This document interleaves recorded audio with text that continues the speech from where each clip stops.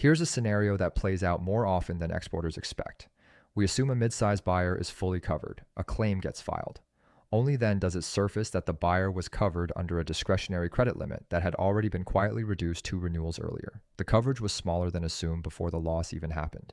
Most conversations about TCI coverage focus on name buyer limits, the specific approvals a carrier issues after reviewing one buyer's credit profile. But for most of our buyer book, coverage actually runs on a different mechanism entirely, the Discretionary Credit Limit, or DCL. ADCL lets us self-approve coverage on smaller buyers up to a carrier-set ceiling without waiting on an individual underwriting decision for every account. It exists because we have far more small to mid buyers than any carrier could underwrite one at a time. And it is important to be precise about what it is not. It is not unlimited discretion.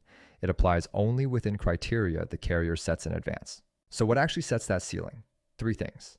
Buyer size and trade volume, measured against thresholds the carrier uses to decide DCL eligibility in the first place.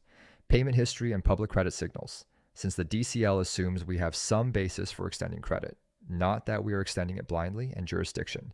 A DCL that applies at full ceiling domestically may not extend at the same level to buyers in higher risk geographies. None of this is confirmed once and forgotten. A buyer that qualified under the DCL at the start of the policy year can fall outside those criteria midterm. Here's why this matters at exactly the moments we have covered earlier in this series. A claim, or a shift in sector and geography risk appetite, is precisely what prompts a carrier to tighten a DCL threshold rather than revisit every name buyer limit one at a time. And that change is structural, not buyer specific. It narrows coverage quietly across an entire segment of the book at once, which means buyers with no history of problems can lose coverage headroom simply because they sit under the same discretionary mechanism as the buyer or sector the carrier is reacting to. Because the change is procedural rather than a single visible decision, it is easy to miss unless we are actively watching the threshold itself.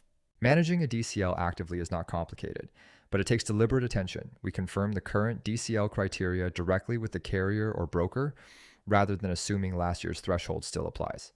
We periodically reconcile which buyers actually sit under the DCL versus a name limit and confirm they still fit the qualifying criteria. We treat a DCL reduction as information that requires a response, not a passive change to absorb. And we fold DCL review into the same mid-program and renewal preparation discipline we have already built into how we manage a program between renewals. If we have never confirmed what actually qualifies a buyer for our discretionary credit limit, we do not fully know how our own book is covered. The blog link below walks through the complete framework. And if we want that DCL structure reviewed against our actual buyer book, that is a conversation worth having with Impello directly.